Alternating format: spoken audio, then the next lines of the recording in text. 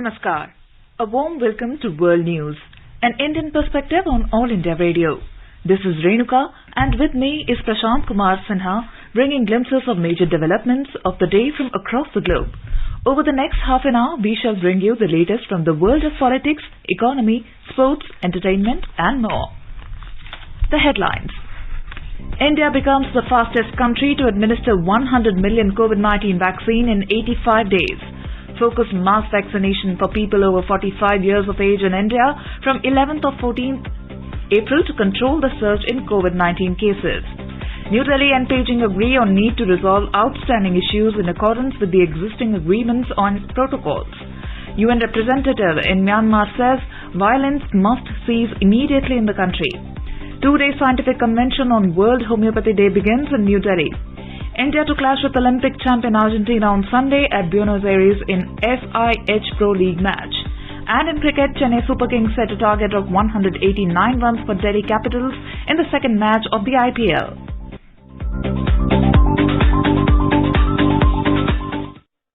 As the number of COVID cases are on the rise again, we appeal to our listeners not to lower the guard, follow all the precautions, and all those above 45 years to get vaccinated without any hesitation. Stay safe and protected by following these three simple steps. Wear a face mask, maintain 2 gaz ki duri for social distancing, and focus on hand and face hygiene.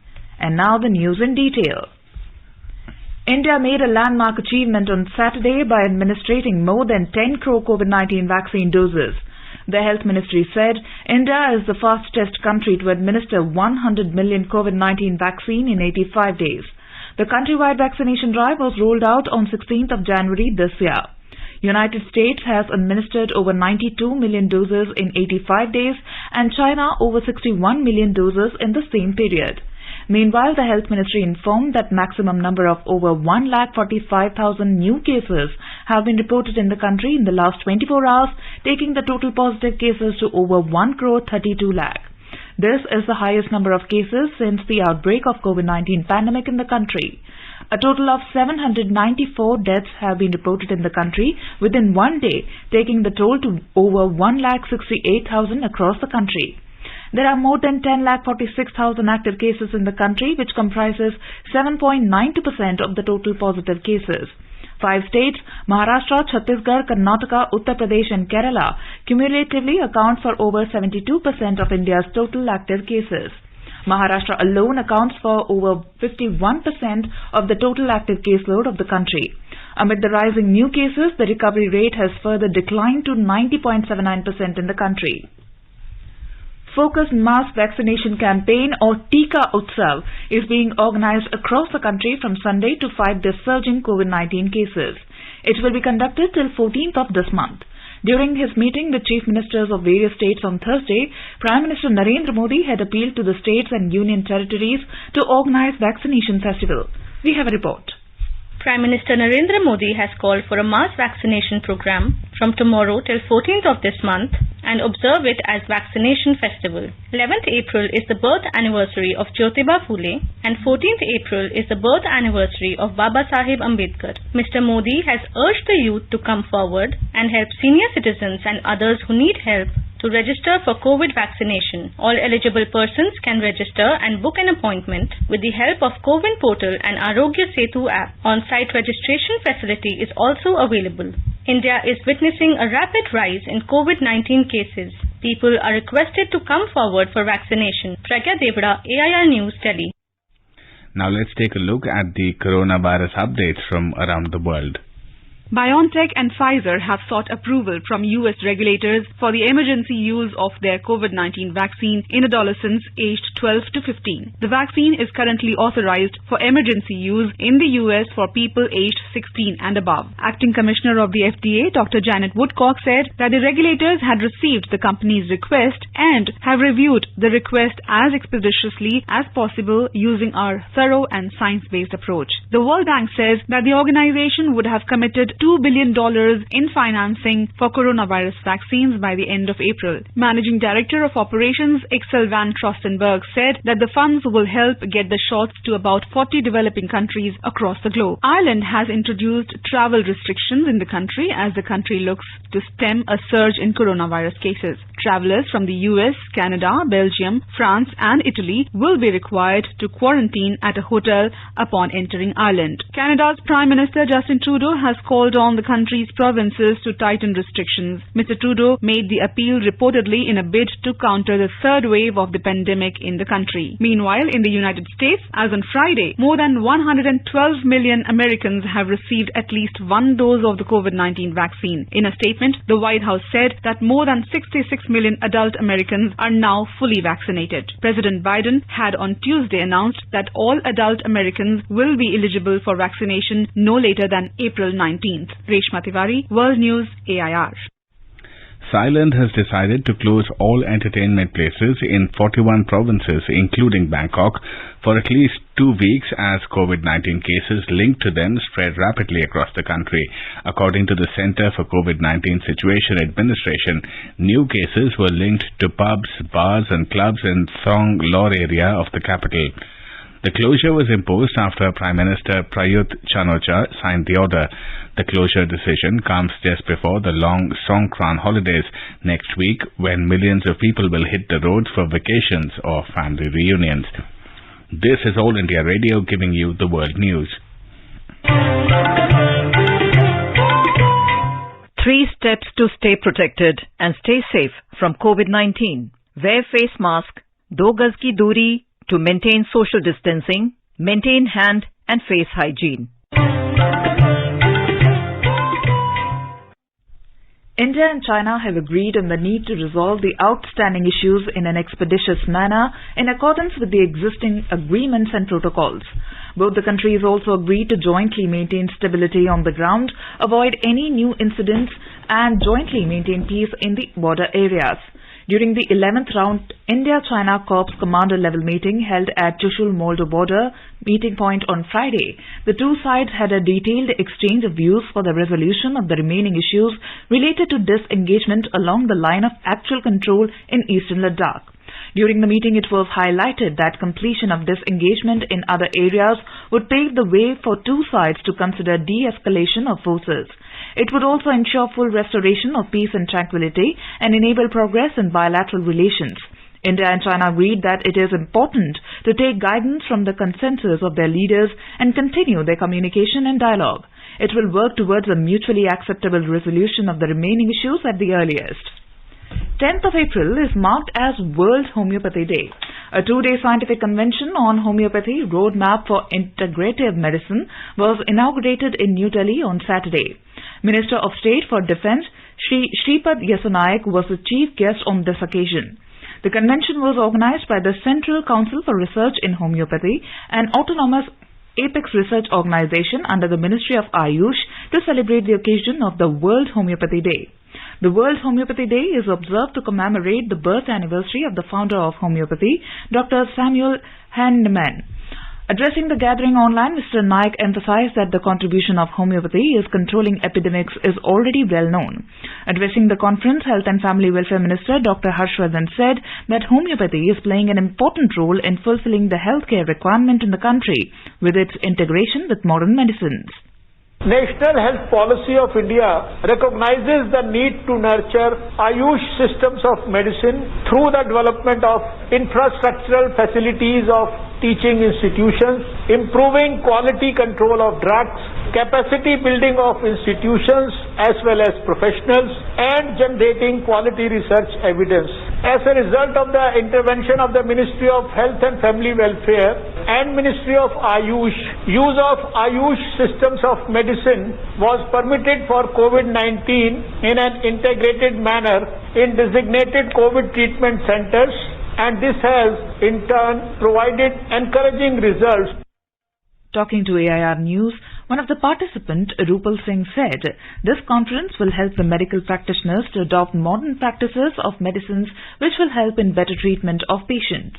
In today's conference, I got a chance to listen to the medical experts, which has showed me a better picture of the medical field where there are no boundaries. It has also helped me to understand that modern techniques, along with combining the best ideas and practices from different medical fields, can help in better treatment of the patient. India and the Netherlands have announced the launch of the strategic partnership in the water sector to further intensify ongoing cooperation and better coherence in the area. Joint Secretary in the External Affairs Ministry Sandeep Chakravarti informed about this while addressing the media in New Delhi after the India-Netherlands virtual summit between Prime Minister Narendra Modi and his Netherlands counterpart Mark Rutte on Friday.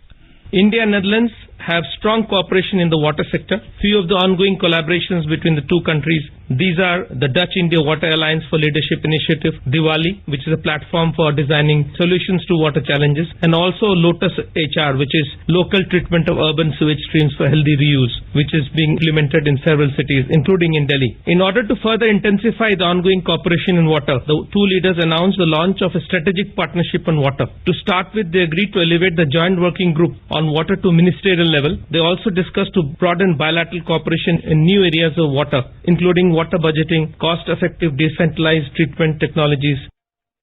Mr. Chakravarti said both leaders have agreed to elevate the joint working group on water to the ministerial level. He said both sides have announced the setting up of fast-track mechanism to facilitate bilateral trade and to resolve issues of Dutch and Indian companies. The Joint Secretary said the two countries also discussed collaboration in the field of agriculture, urban development and space. In Myanmar, the Assistance Association for Political Prisoners AAPP monitoring group has said that security forces killed over 80 protesters in Bago town on Thursday night and Friday near Myanmar's main city of Yangon. Reacting to the news of the killing, the United Nations in Myanmar said on Saturday that it is following the events in Bago with reports of heavy artillery being used against civilians and medical treatment being denied to those injured. It said that the violence must cease immediately. In another incident on Saturday morning, at least 10 police personnel were killed in a coordinated attack by ethnic armed groups in Nangmon in the northern Shan state. The police station at Nangmon was attacked by an alliance of ethnic armed forces, including the Arakan Army, the Tang National Liberation Army, and the Myanmar National Democratic Alliance Army, reports Reuters, quoting local media. Some other local media outlets put the figure of death at 14. Some other armed ethnic groups of Myanmar, such as Kachin Independence Army and Karen National Union, had earlier launched a series of attacks on Myanmar forces in Kachin and Shan states and the Bago region. Meanwhile, protests continued in Myanmar against the military government, which deposed the civilian government led by Aung San Suu Kyi on the 1st of February. According to the Rights Reports Assistance Association for Political Prisoners, at least 618 people have been killed since the protests started more than 2 months ago. Leaders across the world are paying tributes to Prince Philip, Duke of Edinburgh. His death was announced by Buckingham Palace on Friday. He was 99. The Duke of Edinburgh, the longest-serving royal consort in British history, was at the Queen Elizabeth II's side for more than 6 decades of reign. He was born on the Greek island of Corfu on 10th of June 1921. Monarchs, former and present heads of the state and governments have sent their heartfelt tributes on this occasion. British Prime Minister Boris Johnson said he inspired the lives of countless young people. Indian Prime Minister Narendra Modi has conveyed his condolences to the British people and the royal family on the passing away of the Prince Philip, Duke of Edinburgh. In a tweet, Mr. Modi said he had a distinguished career in the military and was at the forefront of many community service initiatives. The Prime Minister added that his thoughts are with the British people and the royal family. Spain's King and Queen telegraphed their Aunt Lilibet to mourn the passing of their Uncle Philip. Tributes from Europe's royal households, many Commonwealth nations have appreciated his exceptional public service. US President Joe Biden said Prince Philip never slowed down at all. All living former US presidents have also sent tributes. Prince Philip accompanied the Queen during hundreds of overseas visits. Tributes came in two from the Commonwealth 54 nations, most with roots in the British Empire and home to 2.4 billion people. Gun salutes have been fired across the United Kingdom, in Gibraltar and at sea in memory of Duke of Edinburgh. In Indonesia, a strong earthquake killed at least 7 people and damaged buildings on the country's main island of Java and shook the tourist hotspot of Bali without prompting tsunami warnings. The US Geological Service said the magnitude 6.0 quake struck off on Saturday the island's southern coast. The National Disaster Mitigation Agency spokesman Raditya Jati said 7 people died, 2 are seriously injured and 10 others sustained minor injuries. The head of Indonesia's Earthquake and Tsunami Center, Rahmat Triyono, said in a statement, the undersea earthquake did not have the potential to cause a tsunami. In the Democratic Republic of Congo, at least 2 people were killed during violent protests on Friday against the United Nations peacekeeping mission in Eastern Democratic Republic of Congo, local officials said. Troops attached to the UN mission known as MONUSCO killed 1 person during a protest in the rural areas of Oicha, its mayor Nicholas Kikuku said. He said the protesters set fire to 2 bridges that lead to the peacekeepers. The MONUSCO peacekeepers did not accept that and opened fire directly on the demonstrators. Rosette Kavola, the deputy administrator of Bini territory where Oicha is located, and Philip Bonane, a local activist, also said peacekeepers had killed a protester. MONUSCO spokesperson Matthias Gilman said the mission was investigating what had happened in Oicha. This is All India Radio giving you the world news. In hockey, India will take on Olympic champion Argentina at Buenos Aires in FIH Pro League match on Sunday. This will be India's first match since they played Australia in the FIH Pro League match in February 2020 at Bhubaneswar. Indians are currently fifth in the FIH Pro League standings with 10 points from 6 games, with 2 wins and as many losses and draws. World champion Belgium is at the top in the standings, followed by the Germans, Netherlands and Australia. Now the news from the sports world. No cricket fan could ask for a better start of the Indian Premier League 2021 season after witnessing a last ball thriller at Chennai's M.A. Chidambaram Stadium last night. Chasing a modest victory total of 160, Virat Kohli-led Royal Challengers Bangalore defeated reigning champions Mumbai Indians by 2 wickets in a nail-biting finish. RCB were powered by AB de Villiers' 27 ball 48, while Glenn Maxwell contributed with an equally important 28 ball 39 runs knock. With 7 runs left to win from the final 6 deliveries, it was left to RCB's bowling hero and man of the match Harshal Patel to score the winning run in a nail-biting finish after watching de Villiers getting run out on the 4th delivery of the final over. Widely billed as a contest between the 2 of India's big hitters, Virat Kohli and Rohit Sharma, the entire limelight, however, was hogged by Haryana's right-arm pacer Harshal Patel, who restricted champions Mumbai to a modest total of 159 for 9. His burst of 5 for 27, in which he ran through middle and lower order, came after Mumbai Indian opener Chris Lynn smashed 49 off just 35 balls. In fact, Patel ran through Mumbai's dangerous middle order of Ishan Kishan, Hardik Pandya, Kieron Pollard and Krunal Pandya to apply brakes at midway point where they were cruising at 86 for 1. World's richest IPL has become such a craze worldwide that London Mayor Sadiq Khan is reportedly being in talks with BCCI and franchise owners to have IPL matches in the English capital in the coming years. Khan has further revealed that apart from London, Surrey Country Cricket Club has also shown interest in hosting IPL games. In the other sporting headlines this morning, Union Sports Minister Kiran Rijiju inaugurated the Khelo India Centre of Excellence in Rowing in Srinagar on Saturday. The training centre, situated in Dal Lake, comes under the Jammu and Kashmir Sports Council and was upgraded with modern facilities and equipment, including 16 new boats. 4 coxless, 4 boats too have been purchased for the centre that has 50 regular athletes under the scheme. A move that could well surprise Indian hockey fans. Former Indian coach Harendra Singh has been named USA hockey team coach. Having guided Indian junior team to lift the World Cup title in 2016, Harendra will soon be taking charge of the US team, which is currently ranked 24th in the world. However, here is a good news to cheer up the soccer spectators with European football's governing body UEFA announcing the return of spectators during Euro 2020-21 championships in 8 out of a total of 12 venues. The remaining 4 cities of Munich, Rome, Bilbao and Dublin have been given time till April 19th to take a final call on allowing fans. The tournament will commence on June 11th with the final scheduled for July 11th. Among the cities that have allowed 50% capacity are St. Petersburg in Russia and Baku in Azerbaijan, while Amsterdam, Bucharest, Copenhagen and Glasgow have confirmed a capacity of 25 to 33%. Hungary's capital, Budapest, is the only city aiming to host spectators at full capacity. Host of crucial semi-final and final games, London, has confirmed a minimum capacity of 25% for the 3 group matches and a round of 16 match. English capital city is hoping to confirm a higher capacity for the semi-finals. Reshma Tiwari, Sports Desk, AIR News. In IPL cricket, chasing victory target of 189, Delhi Capitals were 156 for 1 in 15.3 overs against Chennai Super Kings at the Wankhede Stadium in Mumbai when reports last came in. Earlier put into bat, Chennai Super Kings scored 188 for 7 in stipulated 20 overs. Suresh Raina scored 54 for Chennai, while Chris Warkes and Avesh Khan picked up 2 wickets each for Delhi.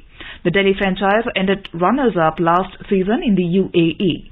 3-time champion CSK had a forgettable season last year, finishing at 7th out of 8 teams. And now the news from the business world. The Sensex and the Nifty logged modest losses during the week ended on Friday. Amid volatility, the key domestic stocks fell in sync with weak global cues. Resurgence of coronavirus cases in various parts of the country with imposition of new restrictions in some states also impacted investor sentiment. However, the RBI move to keep policy rates unchanged and its accommodative stance to support economic growth checked further losses. The Sensex at Bombay Stock Exchange closed below 50,000 mark, while the Nifty at National Stock Exchange settled few points above 14,800 level. During the week, the Sensex fell 0.88% to settle at 49,591 and the Nifty slipped 0.22% to finish at 14,835. On the other side, the mid-cap and small-cap indexes of BSE climbed, performing better than the Sensex. The mid-cap index ended 1.2% up and the small-cap index surged 2.49%.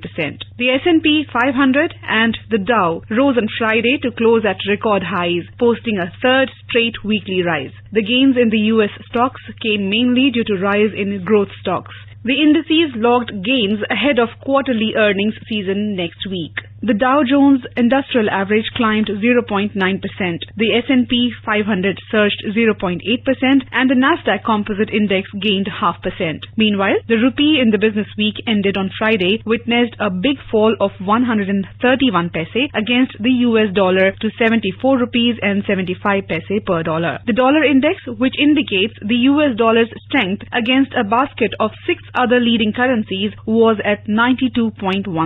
Reshma Tiwari, Business Desk, World News.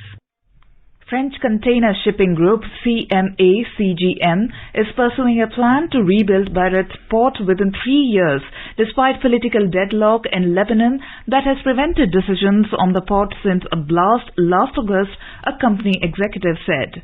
A chemical explosion at the port killed 200 people and destroyed entire neighborhoods, deepening Lebanon's worst political and economic crisis since the 1975 to 1990 civil war. Joe Dakak, General Manager, CMA-CGM Lebanon, said on Saturday that Lebanese authorities in September envisages the reconstruction of damaged docks and warehouses, along with port expansion and digitalization at a total cost estimated at $400 million to $600 million. Migrant families will be held at hotels in the Phoenix area in response to a growing number of people crossing the United States-Mexico border, authorities said on Friday. It is another step in the Biden administration to set up temporary space for them.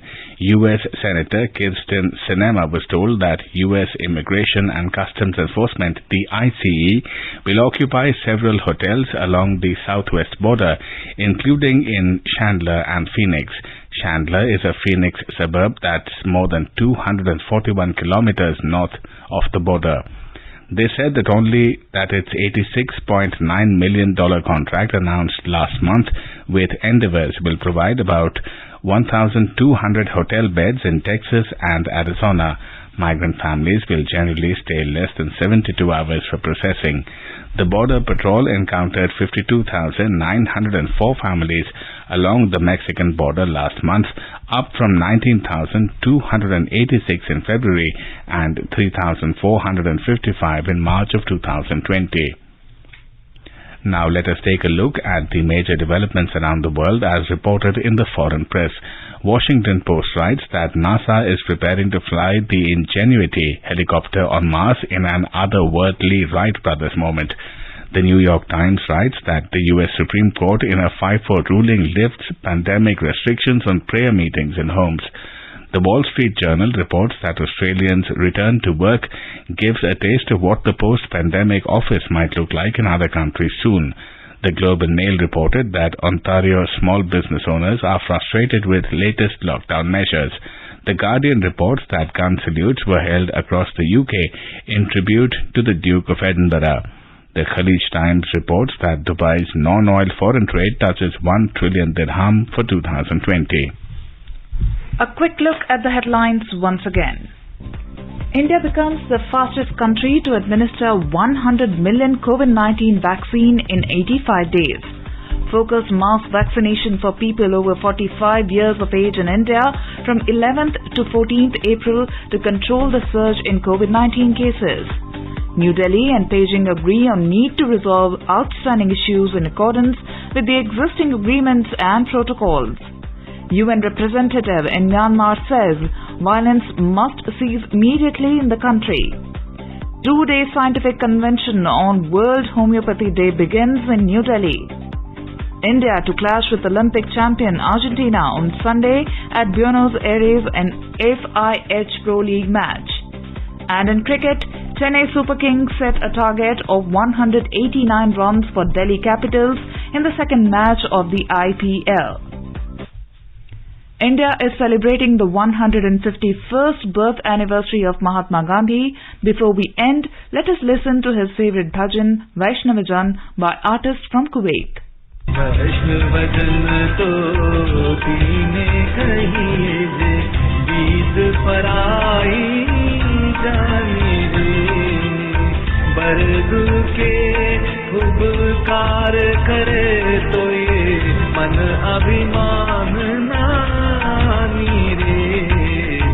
सकल लोक मन कहु न बंदे निंदा न करे की मीरे काच काच मन निष्ठल राखे धन धन धनानी पे नीरे समदृष्टे ने तृष्णा त्यागे परस्त्री जीने मातरे जी भाता के असाध्या न बोले मरधन न बझाले हाथ रे मोह माया व्यापे नहीं जीने करत भी रगिया जीना मन मारे राम नाम शू तारिया लागे सकल तीरतिया थी ना मन मारे वन लूभीने कपट रहत से काम क्रोध निवार्या बनी न रसैयो तेनु दर्शन करता फूल की खोतर तरिया रे वैष्णवजन तो पीने कहिए जे बीत पराई जाने रे बरदू के उपकार करे तो ये मन अभिमान नानी रे सकल लोक मन सहु न बंदे निंदा न करे की मीरे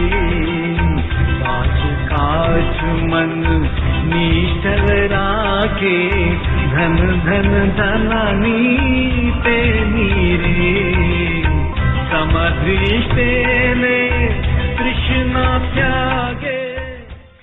And with that, we end this bulletin. See you at the same time tomorrow with the next edition of World News.